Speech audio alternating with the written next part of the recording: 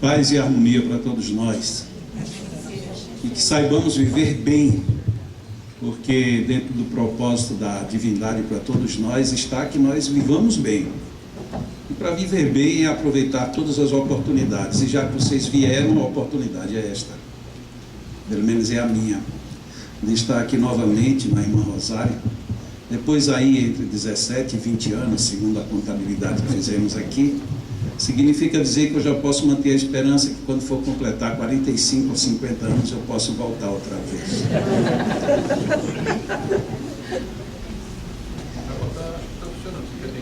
Não, deixa assim mesmo, deixa assim. Allan Kardec foi uma figura exponencial em muitos aspectos. Qualquer pessoa que já não espírita, já se debruçou para conhecer aquele homem, certamente se surpreendeu não só pelo seu conhecimento, pela sua coragem, por sua postulação perante a vida e os grandes desafios que ele viveu, mas tudo isso começa a partir do Livro dos Espíritos. A primeira coragem que ele teve foi chamar o Livro dos Espíritos de filosofia espiritualista. Isso já era uma abertura muito grande, porque ele estava vivendo um período em que a grande filosofia era a filosofia quase que materialista, podíamos assim dizer, porque era o positivismo que imperava.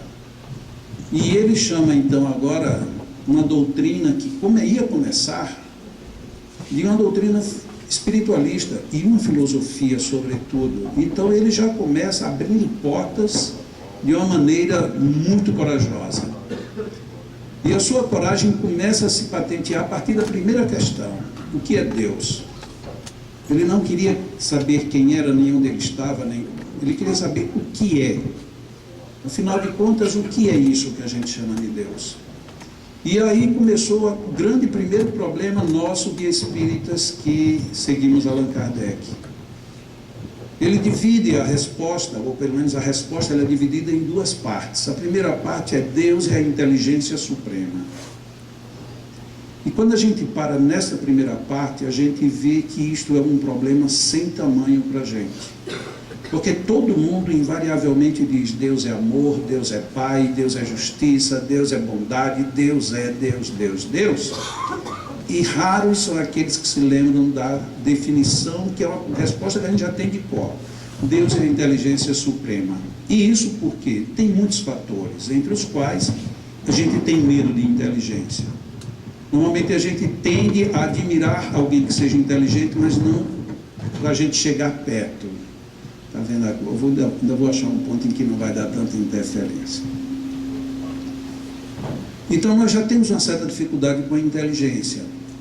Mas aquilo poderia ter sido apenas uma partida filosófica dele, e logo depois ele diminuir. Mas se a gente seguir, logo na questão número 13, quando ele estuda os atributos da divindade, dentre os atributos ele colocou como último deles a ser analisado que Deus é justiça e bondade. E ele colocou nessa ordem: suprema justiça e bondade. Quando nós usualmente tratamos a bondade primeiro do que a justiça. Quando ele colocou no Livro dos Espíritos, já na terceira parte, as leis morais, ele traz como última referência que a grande lei ali estudada é a lei de justiça, amor e caridade. Quando a gente junta só essas 4 informações do Livro dos Espíritos, a gente percebe que nós estamos vivendo no movimento espírita algo esquisito. Porque ainda não paramos sequer para entender, primeiro, que aquilo é uma filosofia. Segundo, toda filosofia ela tem uma base. E qual era a base de Allan Kardec? Que ele tinha agora por base uma inteligência superior, e nessa inteligência ele queria distribuir toda uma reflexão em cima de algo que fizesse sentido. E a nossa tendência ainda hoje é de que a grande virtude é o amor. Mas quando ele coloca que a grande lei é a lei de justiça, amor e caridade, inclusive muitos fazem a confusão, e até que não é tão ruim, entre amor e caridade, mais uma vez volta a justiça na frente. Então, certamente, Allan Kardec tinha uma percepção diferente do que é a justiça. como é diferente da nossa percepção, porque a gente tem medo da inteligência, como, de uma certa forma, a gente só quer justiça no momento em que a gente pretende uma vingança.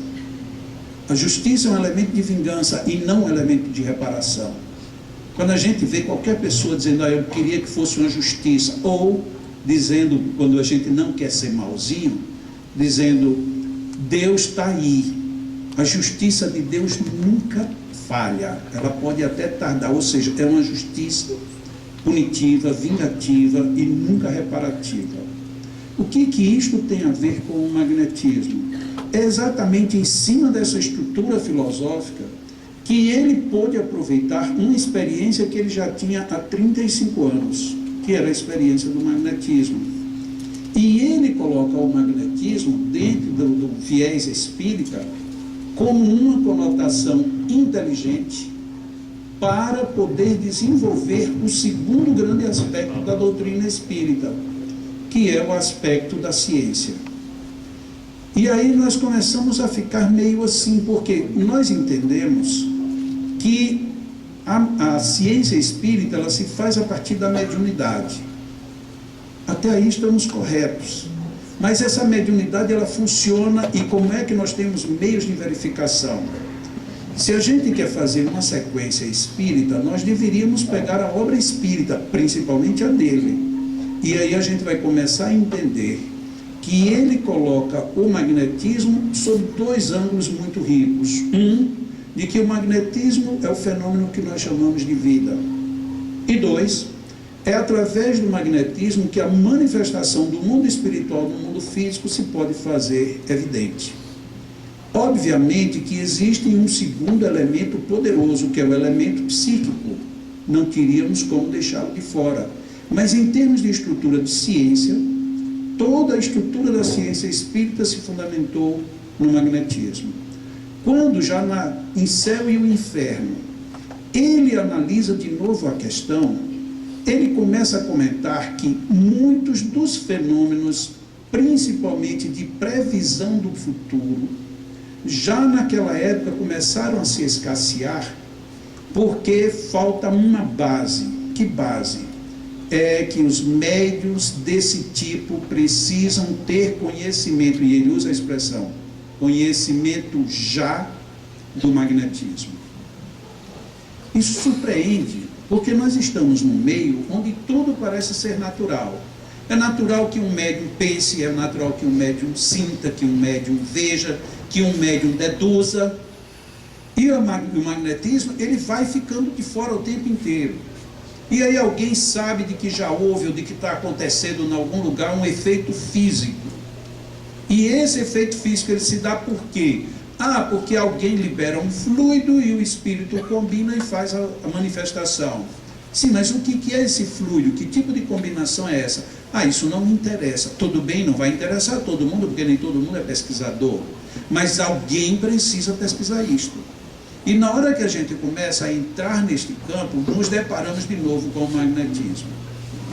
E para não pensar que a coisa só se transforma num fenômeno cura, quando nós entramos na questão dos relacionamentos humanos, que começa a partir da questão 386 do Livro dos Espíritos, a gente vê o magnetismo como base de tudo. Base do quê? Base do nosso interrelacionamento. Mas como assim? Eu gosto de uma pessoa e eu nunca me dei conta de nada de magnetismo. Muito bem, você gosta de uma pessoa e você não se deu conta. E por que de repente você não gosta de outra? E quando essa outra você nunca a viu antes na sua vida, nem ela chega para junto de você com nenhuma carga emocional. Simplesmente ela apareceu na tua vida. Ou foi numa festa, ou num colégio, ou num trabalho. E aquela pessoa de repente olha para ela e diz, nossa, essa daí não bate comigo. Nossa química não combina. Mas que química é essa? O que é isto? Normalmente, quando a gente chega numa casa espírita e pergunta, diz problemas de reencarnações. Inclusive, nós espíritas somos pródigos em respostas prontas.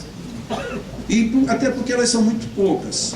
A primeira delas, vamos considerar nessa ordem, pode ser das reencarnações. A segunda, que a gente chama que é de merecimento, na realidade não é, de falta de merecimento. Não sei se vocês já perceberam isso. Não, se você tiver merecimento, mas você não chegou, então o que era o que você tinha? Não merecimento. Então o fenômeno não é bem do que você merece, é do que você não merece. Aí nós já temos duas. E uma terceira é porque é a lei de ação e reação. Pronto.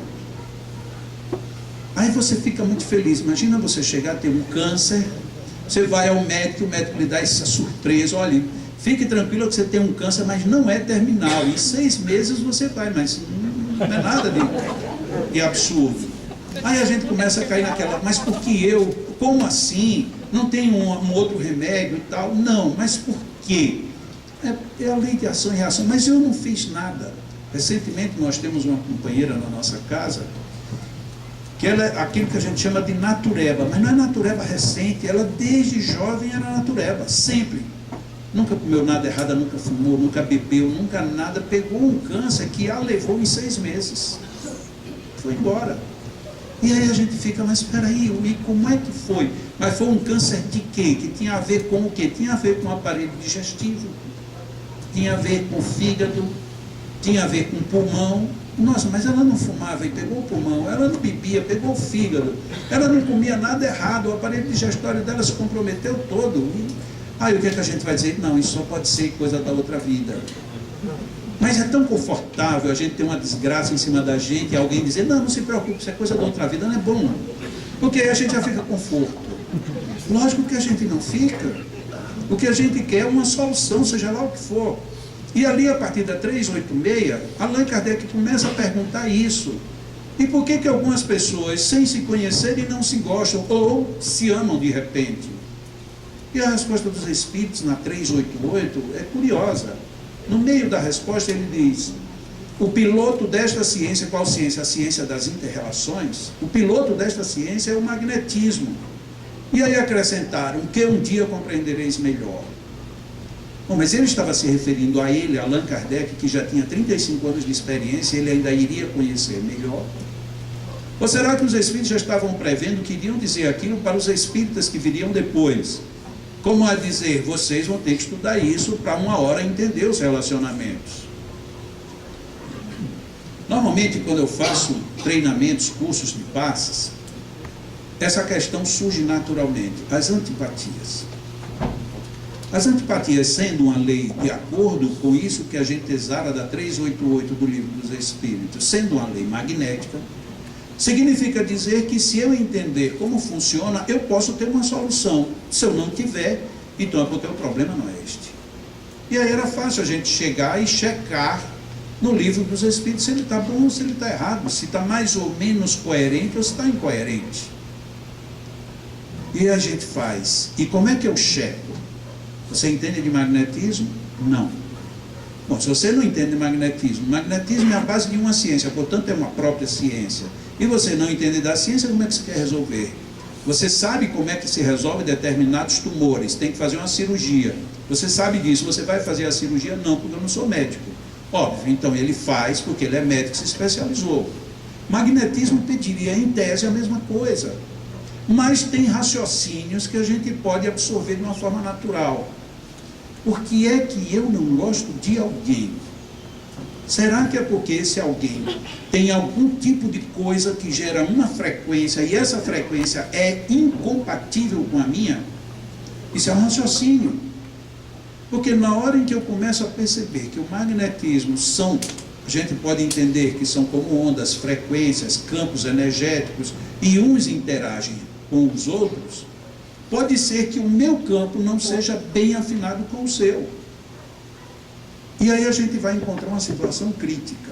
Quando eu te amo, você me ama, e nós temos conflitos. Conflitos sem razão. Porque o conflito, quando é dado motivo, a gente sabe de onde veio. Ah, você faz 3 noites que chega tarde em casa, não fala nada, lógico, então tem aí um motivo.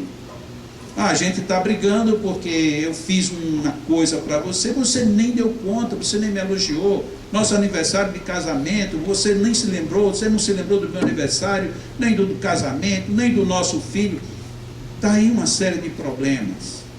Ou então o cara chega em casa e a mulher pergunta, notou? E ele diz, não.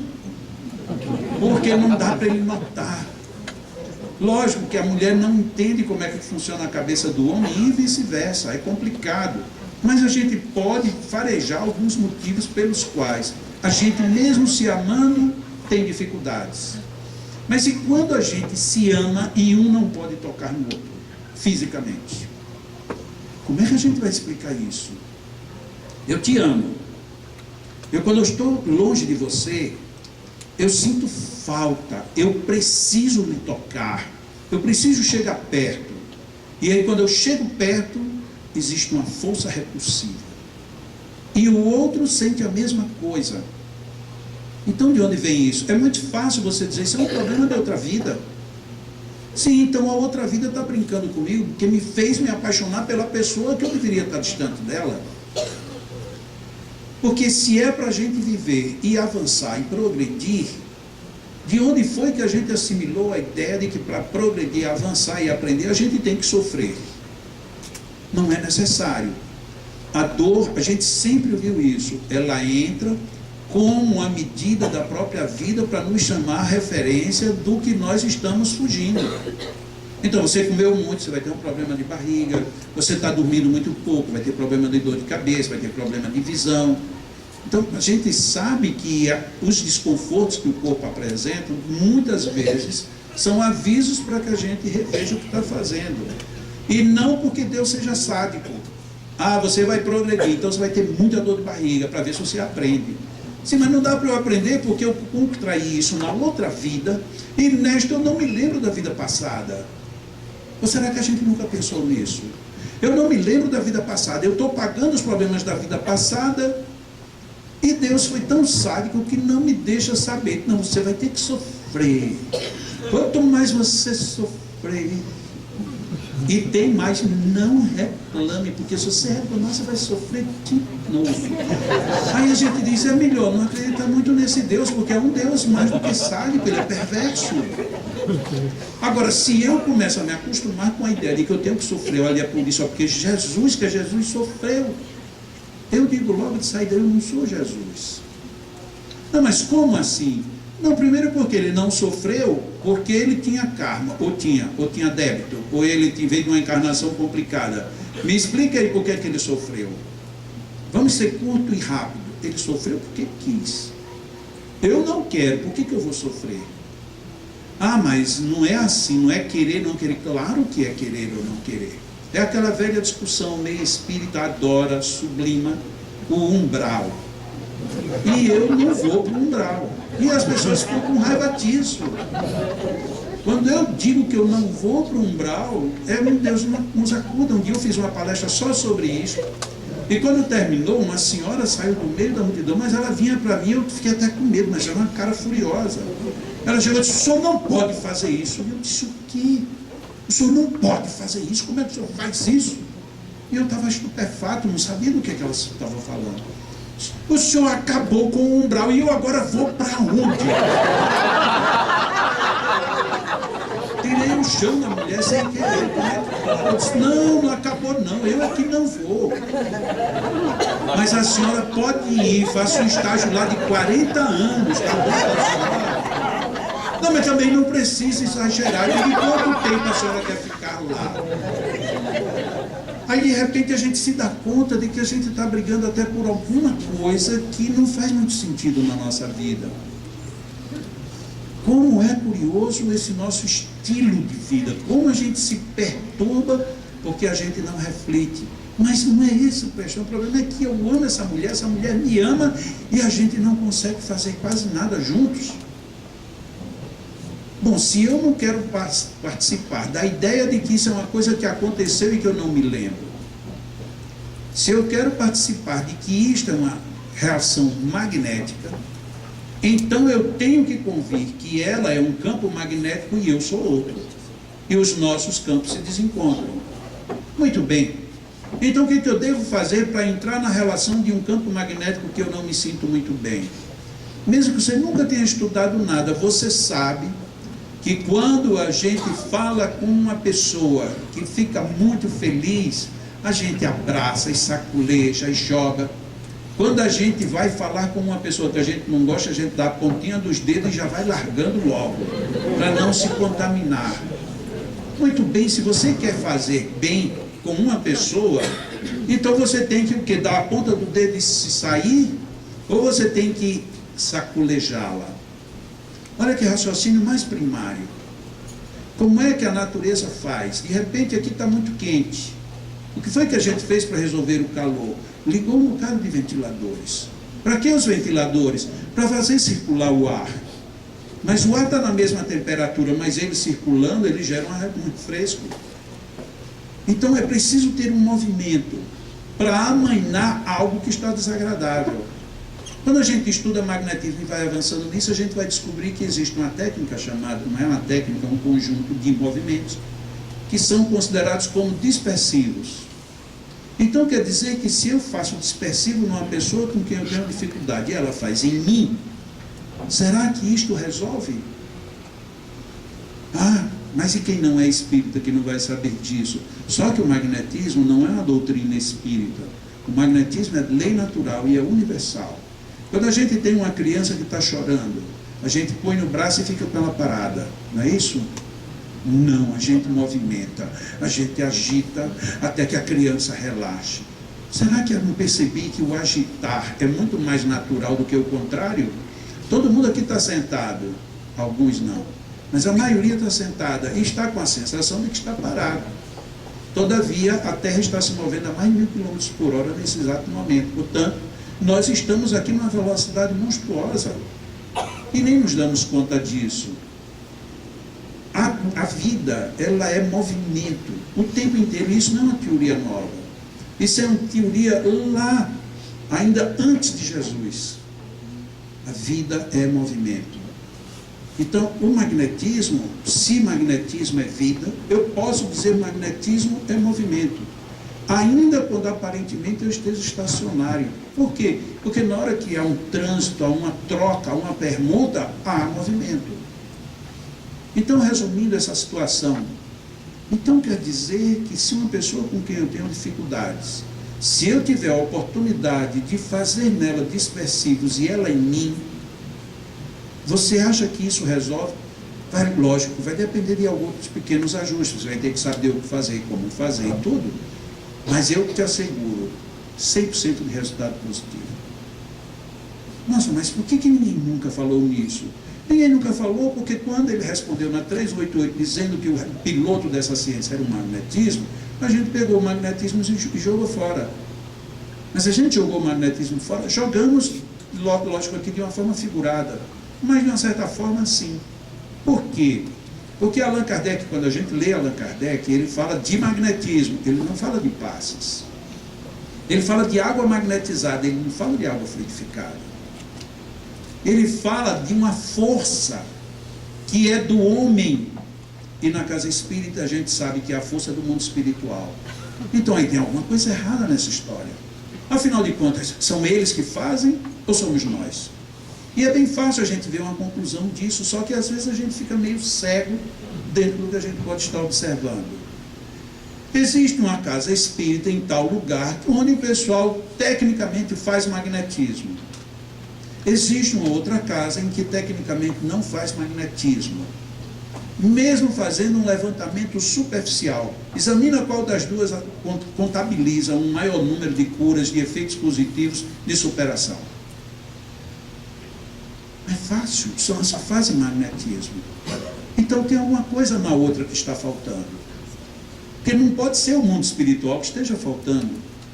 Eu não vou dizer que ali tem mais espíritos bons do que aqui. Porque se tem espíritos bons em todas as casas para agir em favor de nós, eles estão em todos os lugares. E se eles estão em todos os lugares, por que nós não nos recuperamos tão bem como outros se recuperam em outros lugares? Porque nos outros lugares deve ter um elemento a mais. E qual é esse elemento? É a mesma coisa que um médico precisa de um bisturi para fazer cortes e precisa de uma outra série infinita de instrumentos para poder abrir, para poder tirar, para poder costurar e assim sucessivamente. Se você não dá essas condições a ele, ele pode até resolver alguns casos. A maioria ele não vai conseguir. Porque falta o quê? O instrumento. Quem é o instrumento do magnetismo na mão do mundo espiritual?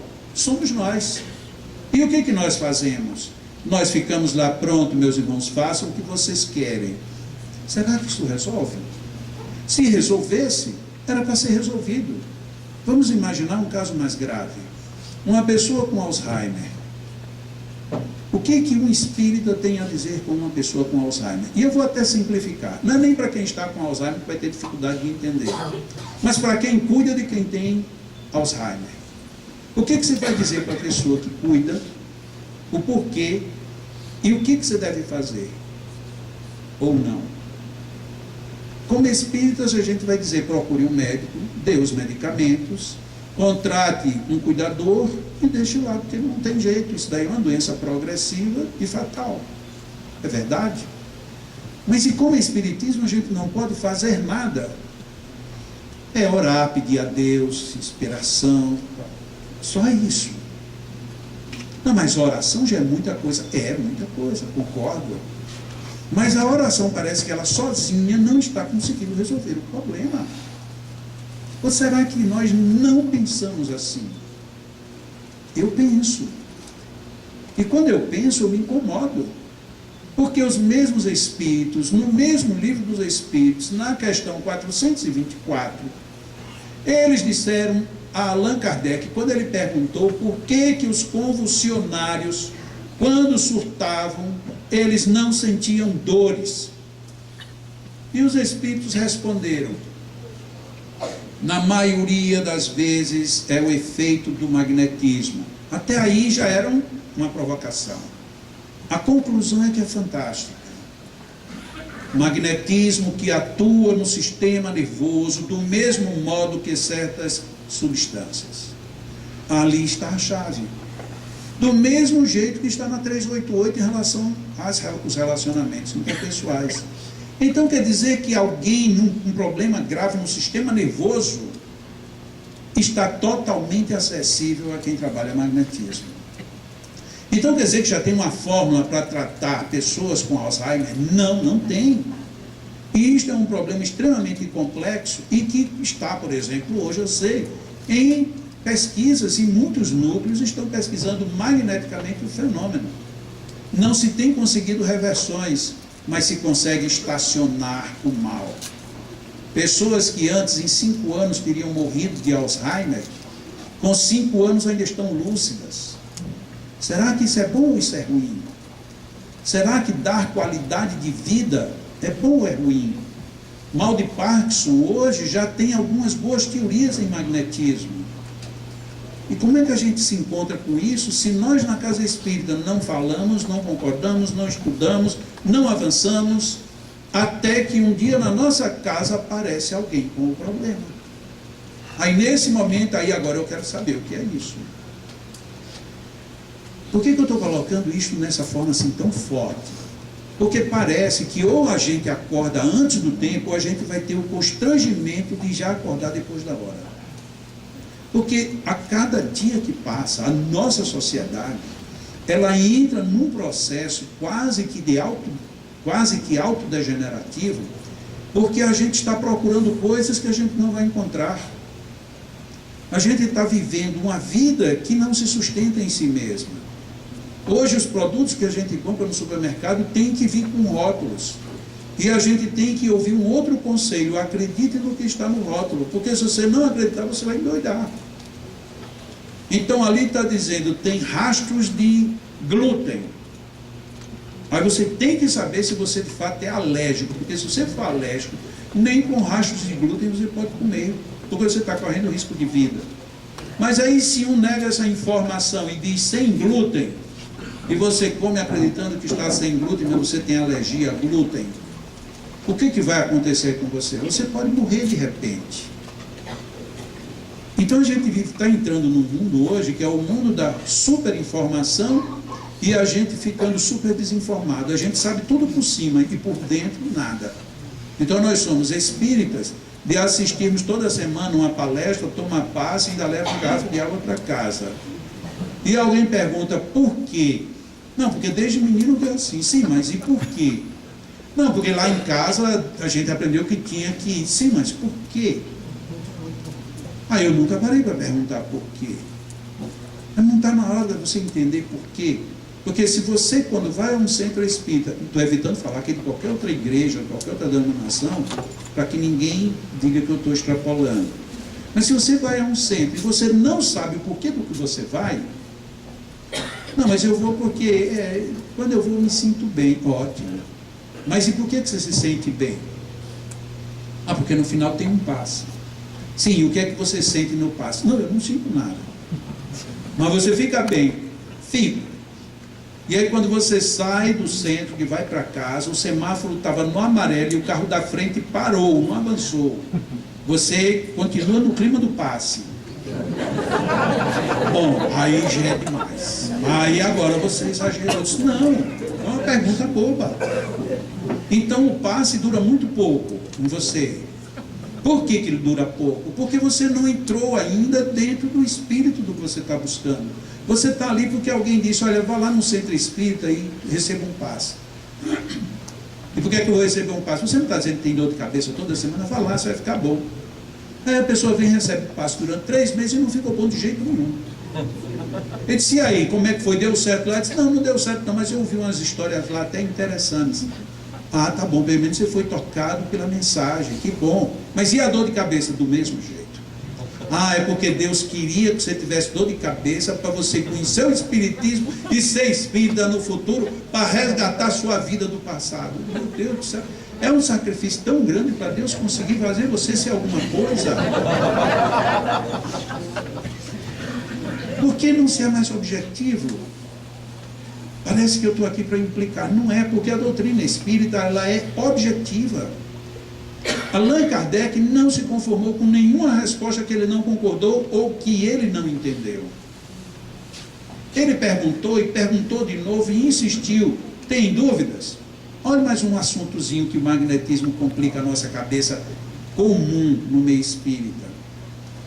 Uma pessoa que definitivamente morreria se não fosse socorrida a tempo. Olha a pergunta de Allan Kardec. Ele já diz assim, não me venha com essa história de que chegando a hora a pessoa vai.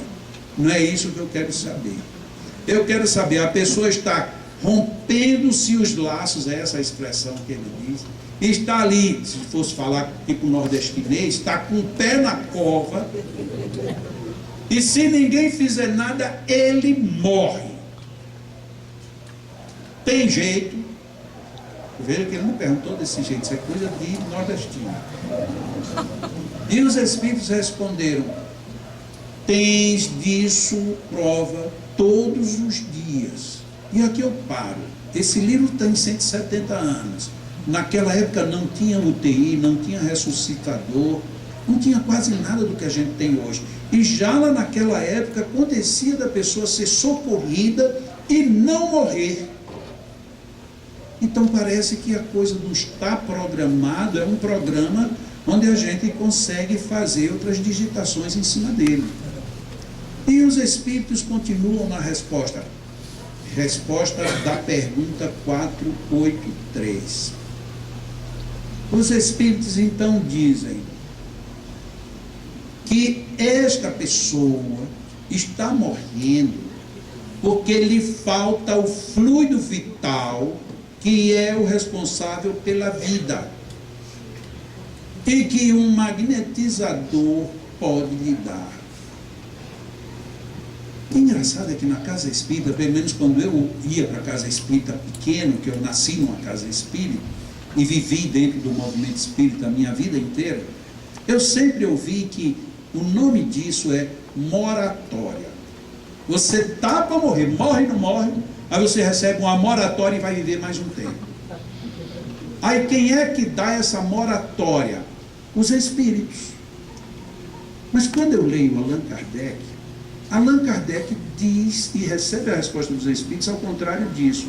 Quem dá a moratória é o magnetizador, ou alguém que pode te dar o magnetismo. Óbvio que aqui entram os espíritos, não há dúvidas quanto a isso. Agora, se não tiver uma energia vital para manter a função do corpo, o corpo não dá mais condições de habitabilidade, portanto acontece o fenômeno da morte. Mas que magnetismo é isso? Quer dizer que eu tenho um parente que morre e não morre, Eu consigo fazê-lo viver mais um pouco? Sim, mas não é você simplesmente chegar nele e dar um choque magnético. Cada situação é uma situação. Esta é uma grande abordagem que está dentro da doutrina espírita. A abordagem do magnetismo quanto ciência. Fundamentando-se numa grande inteligência. E é a inteligência divina, que nos possibilita a todos os seres essa condição de nós interagirmos, seja de forma inconsciente, seja de forma direta, seja de forma indireta. Quantas e quantas vezes nós temos isso e nós não nos damos conta? Então, eu particularmente vivo essa surpresa todos os dias da minha vida. Porque desde menino eu era magnetizador. Aos 15 anos eu já aplicava passes numa casa espírita. Se não todas as vezes, muito obrigado. Se não todas as vezes, porque eu não poderia me desgastar, minha mãe não me permitia, mas quando tinha uma bronca, aí chama Jacó. E aí eu ia. E eu dizia, mas por que a senhora só me chama assim? Ô meu filho, você pergunta tanto. E quando ela dizia, você pergunta tanto, eu me sentia meio Allan Kardec, porque ele perguntou. Né? Fazendo até um parênteses, eu penso, e quando ele quiser reencarnar, se ele quiser ser espírita, ele vai conseguir? Vai não. Imagina Allan Kardec chegar num centro espírita e começar a perguntar, olha, quero ter uma reunião aqui de evocação, de jeito nenhum. Não, mas eu, quando eu estava na outra vida, eu deixei inclusive um capítulo inteiro sobre a vocação. Não, mas isso era naquele tempo, o senhor já está ultrapassado. Tá bom, então quando é que eu posso conversar com os espíritos? Não, o telefone só toca de lá para cá. Mas eu tocava esse telefone daqui para lá todo dia, quebrou essa linha. Essa daí foi estatizada ou foi privatizada, não sei, eu sei que já não tem mais esse acesso daqui para lá. Mas eu queria fazer umas perguntas, não faça porque o médium se melindra. Pronto. Então Allan Kardec está perdido se ele vier para o meio espírita. Imagina, ele não tinha o que fazer, fez logo 1018 perguntas, logo no primeiro livro. 1018, isso sem contar as subperguntas. Tem quesitos que tem 3 subperguntas. Era um indivíduo incomodado, ele perguntava tudo. Quem já leu o livro dos médiuns, quando ele vai no capítulo 7, que tem aquela mulher que adoeceu e ficou lá deitada, e de repente ela chama e quer saber explicar uma situação curiosa. Eu estava doente na minha casa e de repente entrou um homem no meu quarto. Naquela época um homem não entrava num quarto de uma mulher, mas olha, era um negócio complicado. E o homem entrou. E o homem ainda tirou uma caixinha de rapé e cheirou. Como a dizer, olha, sou eu mesmo que estou aqui. Só que o homem não era conhecido dela, nem era morto, era vivo. Aí Allan Kardec, que parece que não tinha muito o que fazer, ainda bem, porque naquela época não tinha WhatsApp, né? Então já sobrava tempo para a gente fazer alguma coisa.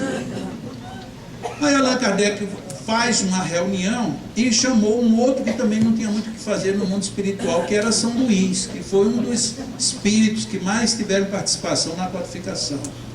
E ele vai então pergunta, e aí, o senhor acha que é possível? Ele disse, e a pessoa não veio? Então é possível. Mas ele tirou uma caixa de rapé. Sim, e daí? Mas essa caixa de rapé era uma caixa de rapé? Disse, não, era uma aparência, mas não como você entende. Aí Allan Kardec pergunta, era o duplo? Não, não é bem isso. Mas e se eu pegasse o rapé e cheirasse, fazia efeito do mesmo jeito? Então quer dizer que se eu pedir para ser feito um veneno, é possível? Isto não seria permitido. Ou seja, o Espírito não disse que não é possível.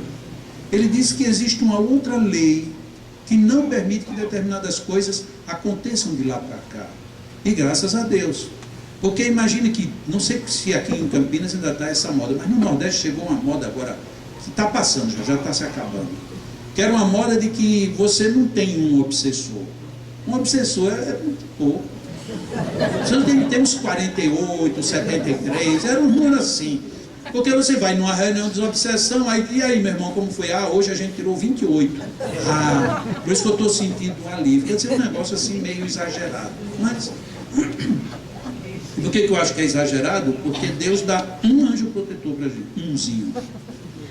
Ou então Deus está muquirana, né? Porque não é possível. Ele dá um e aí solta 70 e tantos obsessores, você tropeça neles. São essas teorias aí que a gente precisaria uma hora discutir, pensar um pouquinho, mas deixa para lá. Você me desculpe eu estar pigarreando, bebendo água, é que minha garganta eu tenho tido uns desacertos com ela magnéticos. Eu digo para ela se ajeitar, ela diz, então deixe de falar. Eu digo, mas não posso parar de falar. Eu disse, então, procure um fono. Aí o fono quer que eu respire mais do que eu falo. Eu digo, está difícil que eu falei. Então, meus irmãos, aí daqui a pouco esse negócio não vai sair. Essas coisas da vida que a gente se encontra e de repente nem sabe. E como os fonoaudiólogos fazendo uma parede, como eles nos ajudam, são fantásticos. E graças a eles eu ainda tenho voz, que senão nem isso. É bom até porque a gente fala essas coisas, a gente se esquece tudo que estava falando, né? Eu já não sei mais nem de onde era que eu vim, nem para onde é que eu for. Mas o fio da meada, magnetismo, a gente chega lá de novo. Allan Kardec, naquela questão, ele então recebe a observação indireta de que o magnetismo atua no sistema nervoso do mesmo modo que certas substâncias. Para aqui, puxa a cortina, abre o outro lado. Aí no outro lado a gente encontra Alzheimer, doença do sistema nervoso, Parkinson, doença do sistema nervoso, esclerose, doenças do sistema nervoso. Mas peraí, aqui está me dizendo que eu tenho um meio que pode atuar no sistema nervoso do jeito que certas drogas. E obviamente sem os prejuízos das drogas. E aqui eu tenho experiências, eu tenho provações ou privações com esses aspectos das doenças nervosas, e eu não junto uma ala com a outra. Onde é que há a ciência, então? Como é que a gente vai lidar com isso, com a consciência tranquila de que a gente está, não, eu estou muito bem como espírita. E o que eu vinha dizendo era isso. Eu, desde menino, que eu me incomodo, porque eu disse, mas não é possível. Eu estou vendo isso. E minha mãe dizia, meu filho, vai com calma. Mamãe, mas eu estou com calma demais, já estou ficando nervoso de tão calmo. E aí eu me senti durante a minha vida inteira como uma anedota de que a mãe chamou a amiga para assistir uma parada de 7 de setembro, porque o filho dela ia marchar. E elas foram e ela estava lá em cima, e aquele oceano de gente, tudo andando lá. E ela olhando, cadê meu filho, cadê meu filho? E, lá vai meu filho. E a amiga pergunta aí, como é que você reconheceu ele? É o único que está com o passo certo. Eu, durante muito tempo, me senti nessa condição. Digo, mas não é possível, porque Allan Kardec fala nisso de uma maneira tão clara, tão enfática. Mas quando eu falava na federação, que era na Federação Espírita do Rio Grande do Norte, o pessoal lá vem Jacó com essas coisas. Eu digo, mas não é com essas coisas. Por que a gente não pensa? Por que a gente não analisa? Porque é muito fácil eu dizer, não, isso aí é coisa do passado. Mas eu quero é que você experimentou, não deu resultado, deu tudo errado, aí você já tem um argumento para vir conversar comigo. Mas você dizer que não, como por exemplo hoje, estão se esgotando os argumentos contra o magnetismo. Aí um argumento que hoje é muito forte, é muito bonito o argumento, porque a ciência nunca provou o magnetismo. Eu digo, então está na hora da gente deixar de ser espírita, porque a ciência nunca provou o espírito. Afinal de contas, nós estamos falando de ciência na hora que nos convém, o que ela diz e nos convém a gente aceita, e o que ela diz que não nos convém a gente joga fora. Então vamos entrar na filosofia do Livro dos Espíritos. Existe uma ciência que cuida da matéria e existe uma outra que estuda do espírito. E a que estuda do espírito é a única habilitada para entender a inter-relação entre a matéria e o espírito. Uau! Então quer dizer que a ciência que lida com a matéria, e ela vai falar de coisas que são de uma inter-relação de um meio que ela não considera, lógico que ela não vai chegar a nenhuma conclusão. Não vai, porque faltou elemento básico. Eu preciso ter os elementos da equação para poder resolvê-la. Senão, não resolvo nunca. E aí a gente hoje está usando esse argumento. Eu já ouvi isso recentemente algumas vezes. O magnetismo a gente deveria tirar do espiritismo. Eu digo, vai ter que jogar os livros de Allan Kardec todos. E a revista espírita tem que jogar tudo no lixo. Porque não é mais uma questão de contextualizar a palavra. A questão agora é a antipatia à palavra. Muito bem. Quando eu fui forçado, por circunstâncias da vida, a estudar a depressão no magnetismo, eu me deparei com a maior incógnita da minha vida. Eu, de repente, entrei numa profunda depressão. Nesta época, eu já tinha escrito um passe, Manual do Passista, o Cure e se Cure pelos Passes, e dava seminários no Brasil e fora do Brasil, sobre magnetismo. A equipe que trabalhava comigo, e que praticamente toda a equipe até hoje continua trabalhando lá na mesma instituição, essa equipe foi formada comigo. Nós nos estudamos juntos, e de alguma forma eles dizem que eu que ensinei muita coisa, talvez porque desde menino, como eu estou batendo nisso, eu termino tendo mais percepções. E não era uma percepção de leitura. Eu me aventurava, peraí, isso aqui eu não estou entendendo, então deixa eu experimentar. E muitas vezes experimentei escondido, porque como eu era passista, eu poderia experimentar. E eu pegava alguns pacientes e marcava, vou experimentar em você. Então eu tinha retorno. Mas indo lá para frente, eu entro numa profunda depressão mesmo de fundo do poço. Nessa época eu era casado, filhos, boa renda, era bem financeiramente, bem de saúde, estava em plena atividade e tudo, eu entro numa depressão. No dia que os colegas sabem, e souberam por quê? Porque de repente eu desapareci do centro, e eu nunca fui desaparecer.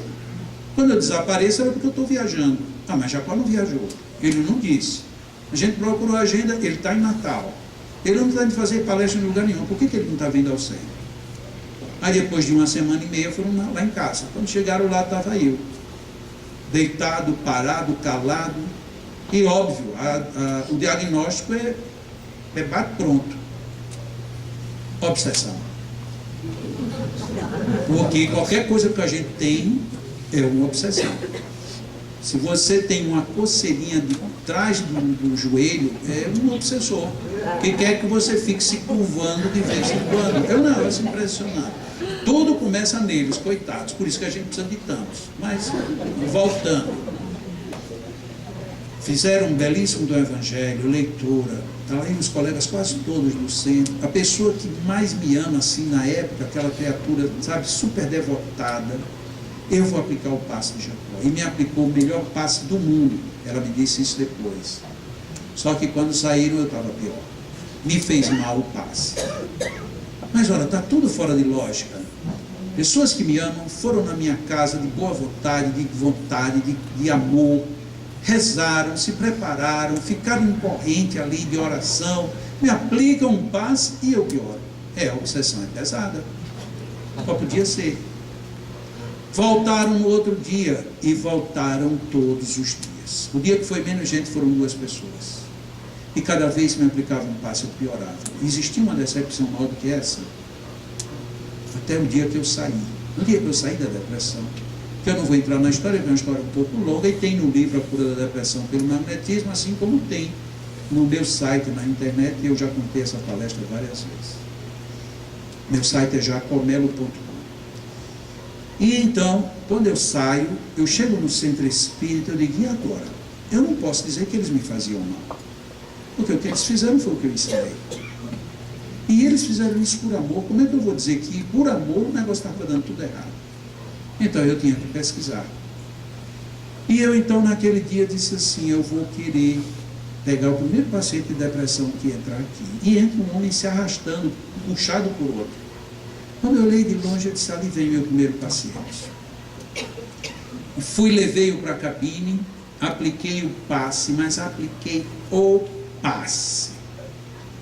E dizia assim para mim mesmo quando eu estava aplicando, você é um cara de sorte. Porque você vai receber um passe da pessoa que sabe o que faz. E apliquei. Semana seguinte eu estou lá esperando, todo animado para ver como era que ele ia chegar. E ele chegou se arrastando do mesmo jeito. Só que lá, na nossa casa, já de muitos anos, a gente tem um critério, que é um dos critérios dentro do campo de pesquisa que a gente faz. Todo paciente, ele faz uma entrevista quando chega, recebe o passe, quando sai do passe, ele volta e faz uma segunda entrevista. Todos os pacientes de atendimento magnético passam por isso. Ele estava tão mal que quem falou foi o acompanhante, porque ele não falava. E o acompanhante, nesta vez, quando ele voltou para tomar o segundo passe, na entrevista foi anotado: nos últimos 10 anos, foi a pior semana que ele já passou. Significa dizer que meu passe foi péssimo, igual aos passes que eu tinha recebido. E ali você fica: e agora? O que eu devo fazer com essa pessoa? Não ia aplicar o passe? É covardia.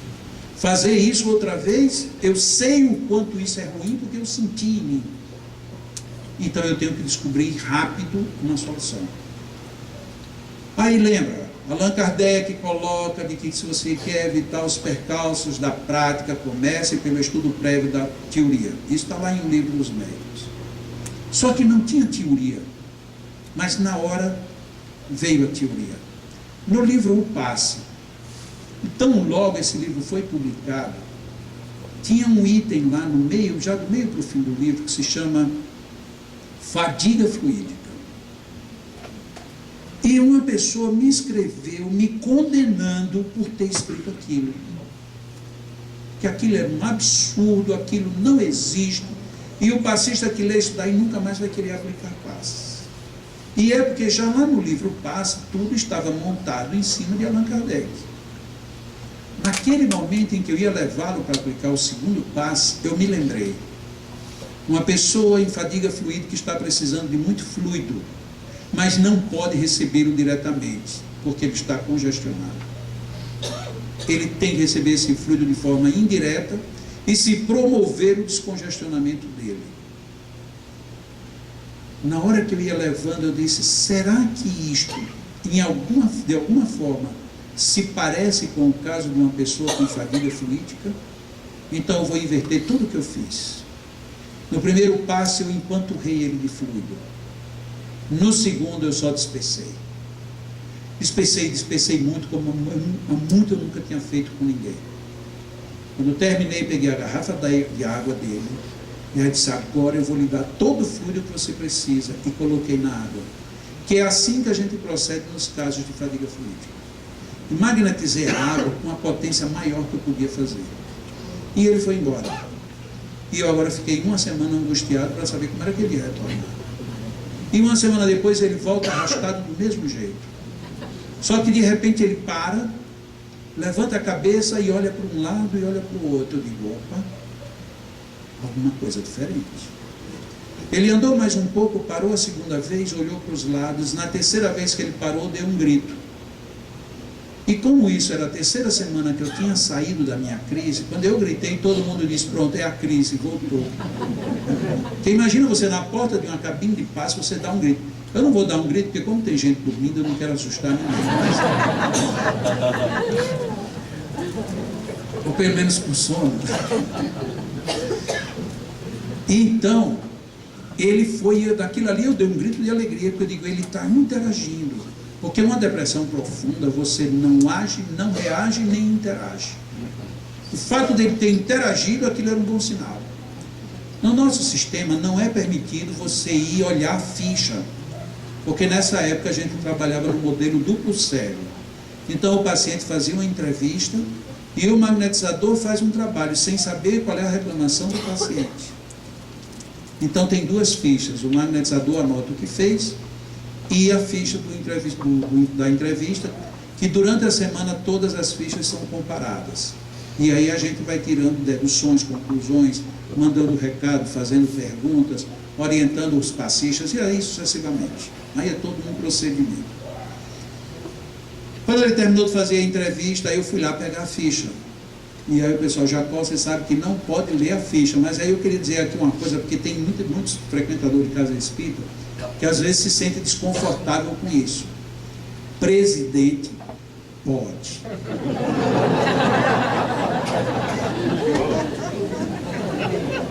E eu era o presidente da casa, então eu fui lá, me dei a ficha. E aí quando eu fui ler na ficha, estava: nos últimos 10 anos, foi a melhor semana que ele já passou. Yes! Deu certo. Aí era óbvio que eu ia trabalhar daquele jeito. E assim foi feito. De repente a gente descobre, a partir daí, uma série de circunstâncias dentro da depressão. E circunstâncias, inclusive, que vão conflitar agora com o que é o pragmatismo da medicina. E é um pragmatismo correto, inclusive. E esse é um problema. A medicina coloca a depressão como sendo um problema neural. E a gente sabe que toda pessoa depressiva tem problemas aqui em cima. As inas da vida ali tumultuam por completo.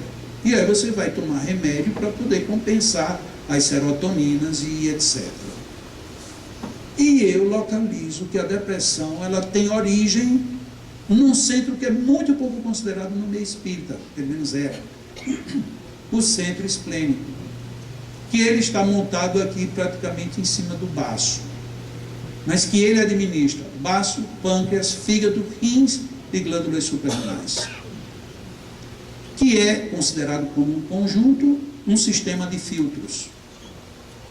E aí começava a surgir uma lógica.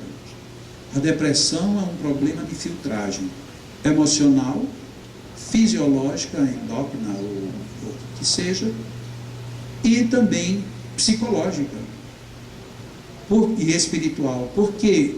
Porque quando a gente vai remontar a medicina lá na sua origem, nós vamos encontrar que lá para trás quem comandava tudo eram os chamados humores, que tinham uma dependência direta, principalmente com a bile do fígado, e uma bile negra que era atribuída ao baço.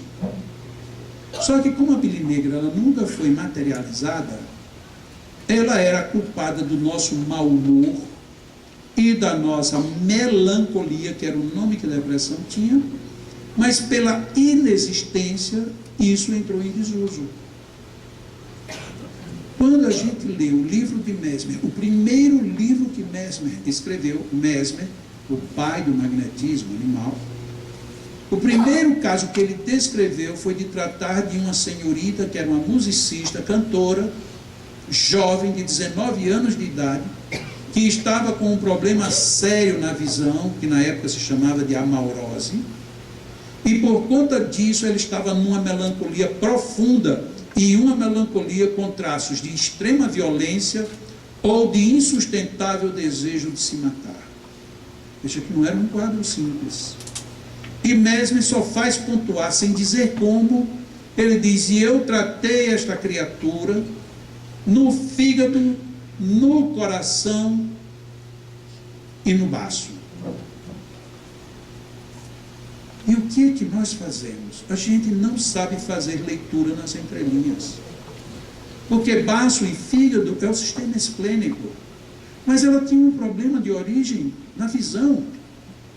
O que tem a ver o fígado com a visão? Se a gente lê apenas o trivial, a gente jamais vai se dar conta disso. Mas se por acaso um dia a gente tem acesso à medicina tradicional chinesa, a gente vai descobrir que está lá isso consagrado há milênios. Que normalmente quem tem problema na visão tem isto associado às funções hepáticas. E o que a gente faz agora com essas informações todas? Isso vai dar muito trabalho. Imagina agora todo mundo ter que entender essas coisas, todo mundo agora ter que estudar. Antigamente a gente fazia um passe de 1 minuto, agora para fazer um passe desse é quanto tempo? Depende, é uma depressão profunda. Você tem uma pessoa com depressão grave, você quer tirá-la da depressão grave. Então você vai fazer uns passes aí de pelo menos cada sessão de 25 minutos a 40. Aí não vai dar. Pois é, não vai dar não, deixa eu morrer mesmo. Isso não é problema nosso. Mas será que é assim mesmo que a gente vai encarar?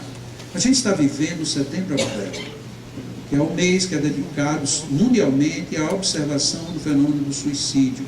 Apesar de que esses números aparentemente são controversos, porque cada um diz uma fonte, o número mais confiável da Organização Mundial de Saúde: cerca de 70% das pessoas que se suicidam estão em processos de depressão ou em estados depressivos. 70%. A gente acha que é pouco. Estatisticamente, percentualmente é muito alto. E quando a gente coloca no número, aí o negócio torna-se astronômico. Alguém poderia me lembrar qual é a população hoje de Campinas? 1 milhão. Aqui. Hoje, se suicidam no mundo mais de 1 milhão de pessoas por ano. É um número violento, ou seja, por ano mais do que uma cidade de Campinas desaparece por suicídio.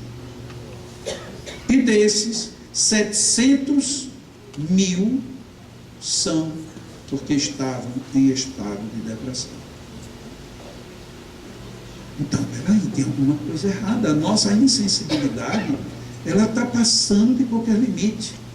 E se por fim a gente adiciona um outro item, que suicídio é muito pouco comentado e divulgado por conta de um, entre aspas, mito que existe, que quanto mais se fala em suicídio, mais se matam as pessoas. Esses números, eles não são confiáveis. Por quê? Porque os números reais devem ser mais altos ainda. Mas é muito fácil, se aqui tem 1 milhão e a gente pensar que todo ano essa quantidade de gente toda se mata, será que cabe a mim me dar o luxo de dizer que eu não vou fazer um passe tão demorado numa pessoa? Como é que a gente então vai encarar? Amanhã a gente dizer, você na Terra era... eu era amarelo. Não, você tinha que filosofia de vida, eu era ateu. Mas mesmo como ateu, você não via gente morrendo ao seu lado? E o que era que você fazia? E se em vez de a gente dizer que era ateu, a gente dizer que era espírita? A gente vai chegar lá com que cara? Eu digo com toda honestidade, eu não quero que ninguém vá para o umbral. Ninguém.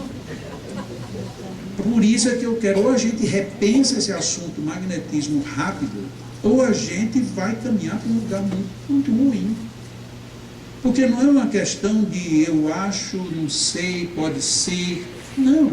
Olha que eu fiz aqui apenas rápidas pinceladas em alguns itens. Isso é um assunto seríssimo. É da mais gravidade possível que está dentro da estrutura do Espiritismo. E quem é que vai tratar disso? Os não espíritas? Provavelmente é o que vai acontecer. Mas a gente vai ter uma alegria enorme. Lá no futuro a gente vai dizer, mas eu já sabia. Ah, você sabia? E o que você fez? Que culpa cabe a quem sabia e não fez nada? Esse é um problema que a gente tem que encarar mesmo. Não, mas é porque, afinal de contas, a pessoa veio com esse karma, ou até, por sinal, karma não é palavra espírita. Ela veio para passar por isso. Mas Allan Kardec, até isso, ele discutiu no Evangelho segundo o Espiritismo.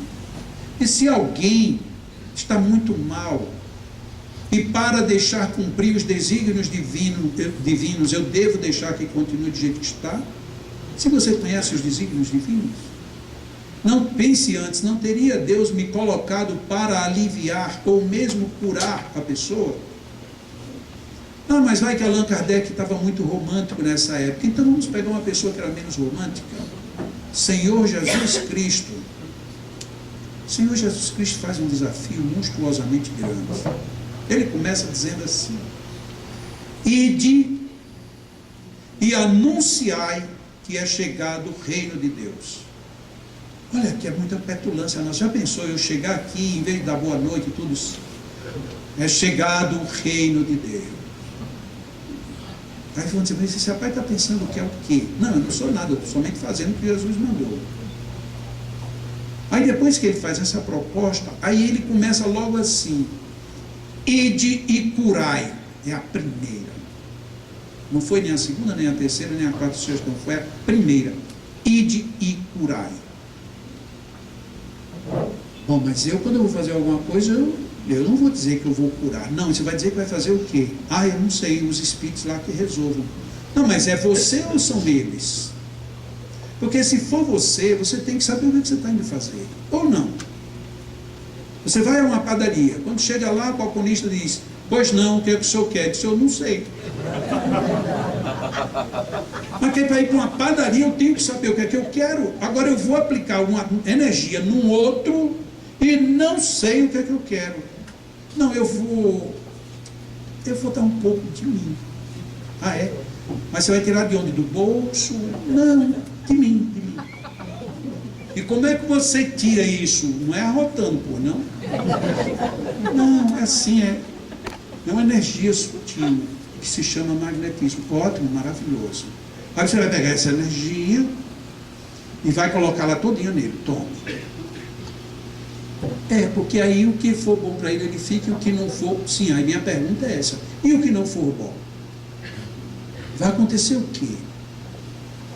Imaginemos, a gente colocou aqui ainda há pouco, um casal que se ama e que não está conseguindo se relacionar por uma falta de empatia magnética. Agora imagine eu e essa pessoa que eu nunca nem vi, e eu vou dizer, tome em nome de Jesus. Aí só porque eu disse isso aqui vai ser perfeito 100%? Talvez não, porque eu tenho meu problema com a minha mulher ou com o meu marido, e eu digo assim, olha, vamos nos amar em nome de Jesus, em nome de Jesus, em nome de Nossa Senhora, de quem você quiser, mas é que tem alguma coisa que está fora do lugar. O que é esse problema do magnetismo? E aí o que a gente faz muito? A gente faz concentrados. Como? Imposições são concentradoras. Se você faz um concentrado e você doa a energia sua, mesmo sem você saber, numa pessoa que por acaso esteja com depressão, você vai ter o dissabor que eu tive no primeiro passe que eu apliquei naquele paciente. E aí, como é que foi o passe? Pior. Pior. Ah, mas não pode, os bons amigos espirituais não estavam aqui. Estavam não, estão. E eles estão ali torcendo para que você faça a coisa certa. Mas se você faz errado, eles não podem fazer muita coisa. É como um professor que põe um aluno numa competição, ele prepara o aluno, mas de repente vê que o aluno vai fazer uma coisa errada. Ele fica daqui, não. Aí o aluno faz errado. O que ele pode fazer mais? Depois chamá-lo, olha, não era para você ter feito assim, mas aí já foi. O erro já foi cometido. Isso é que a gente deveria estar atento. Eu não estou dizendo que cada centro espírita tenha laboratório, que cada centro espírita tenha unidades de aprofundamentos e estudos específicos nisso ou naquilo. Não estou dizendo que nenhum centro espírita se dedique a tratar tal ou qual doença. Mas eu estou sugerindo que todos, não só dirigentes, mas frequentadores, que todos procuremos entender por quê. Porque a obra de Allan Kardec, ela é aberta e é acessível a quem quiser. Quem tiver internet é só baixar, não precisa gastar nada. E para quem não gosta de ler livros, é só comprar, são os livros mais baratos que tem, são os livros de Allan Kardec.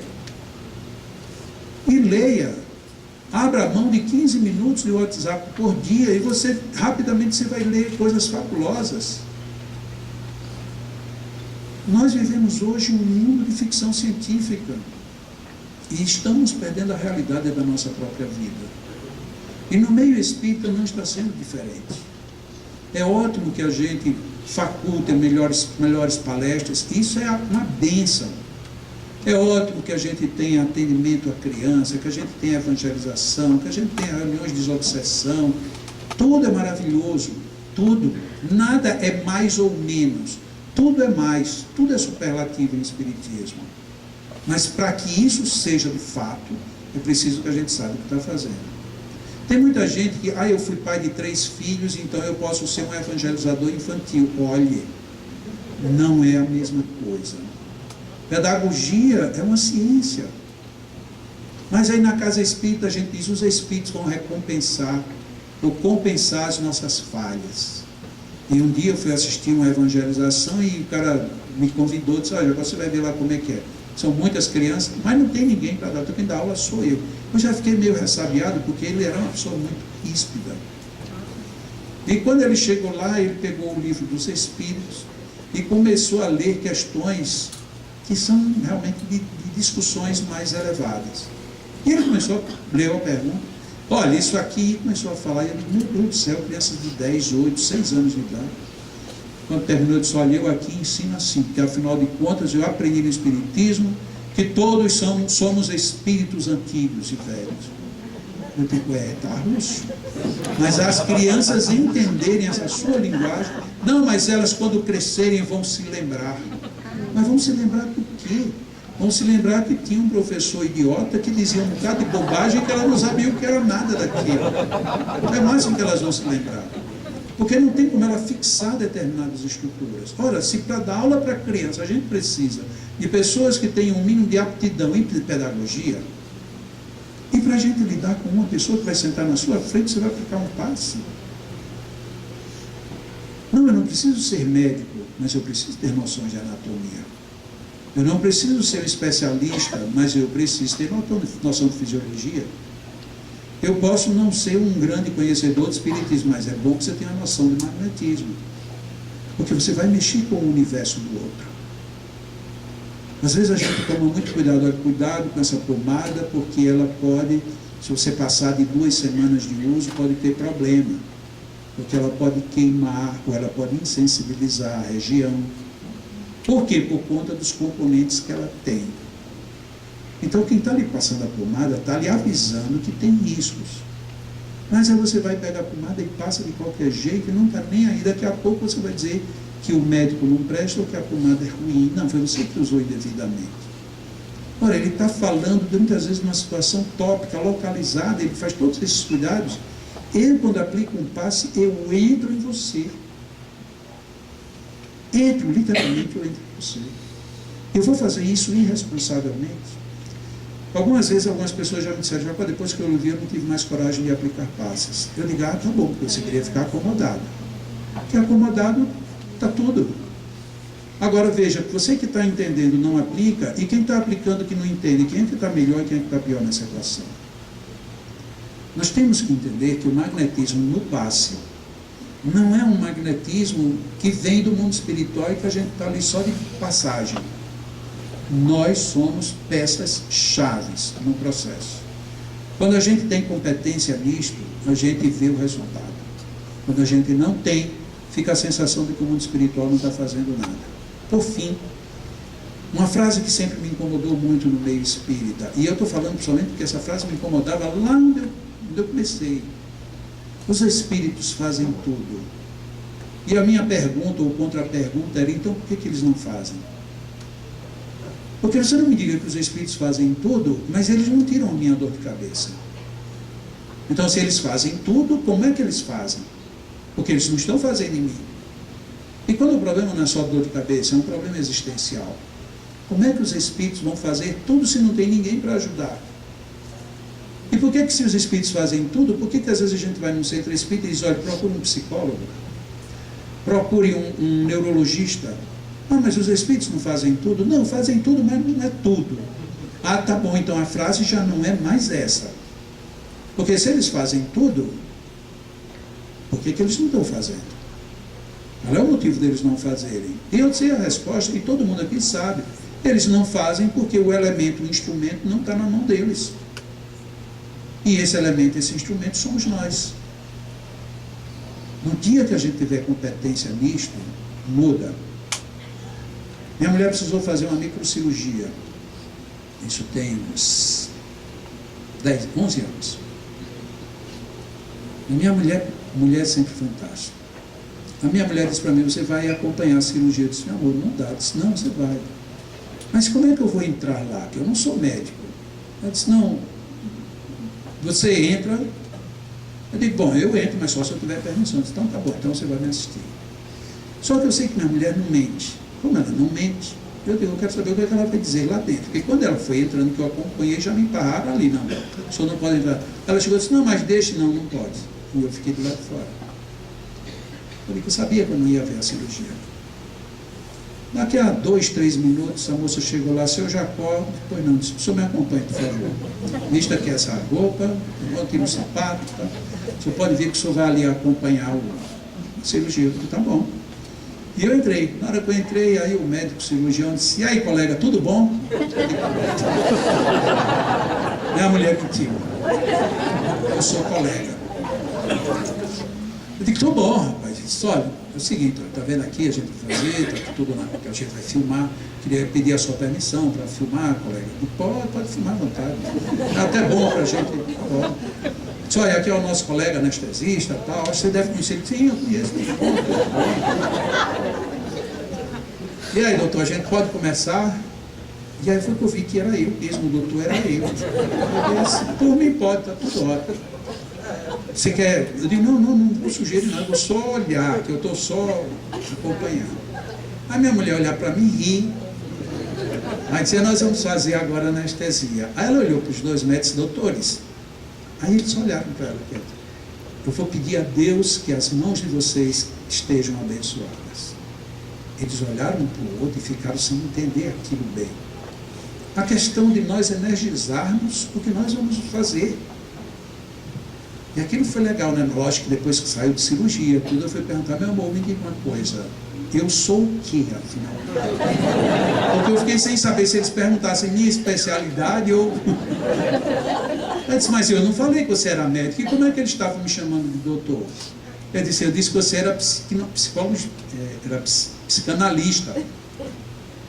Agora eles devem ter entendido que era psiquiatra. Eu digo, agora deixa para lá.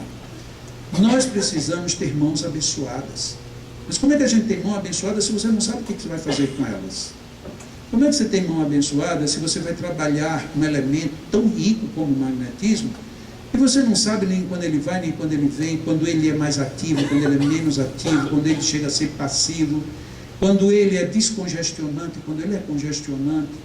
Onde é que eu posso tratar isso? De repente a pessoa tem uma doença, um câncer pontual, uma mama, outra hora não é mais uma mama, já pegou estrutura óssea, será que é a mesma forma? Então a gente vai ter que estudar. E vamos ter compensações maravilhosas. E sair um pouco daquela prisão de que os espíritos fazem tudo e que todo passo é igual. Não tem nenhum passo igual. Todos os passos são diferentes. A gente diz que os passos são iguais para resolver um problema administrativo, para evitar de que há escolha B, escolha C, mas isso para mim foi triste, porque a minha mãe quando dizia, meu filho, todos os passos são iguais, e eu teimava, eu disse, não mãe, não são, eu disse, são todos os passos são iguais. Eu dizia, então eu quero o passo dele.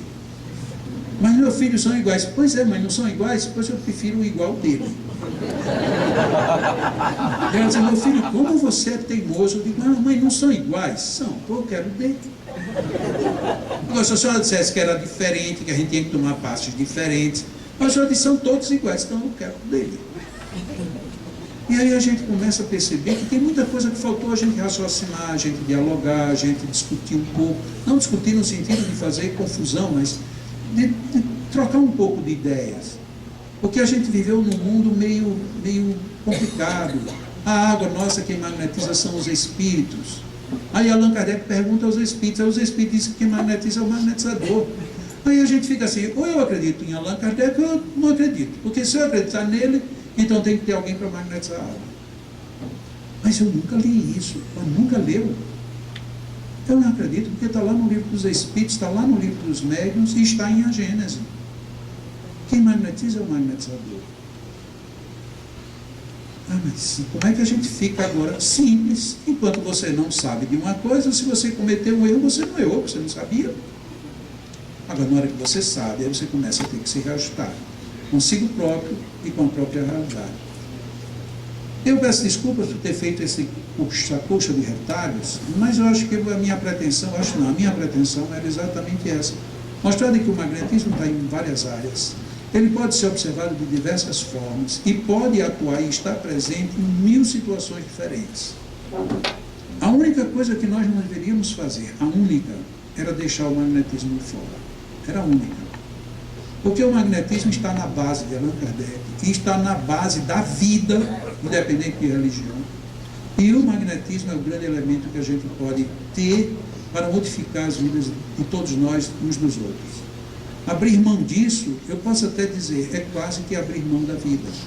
Não vale a pena.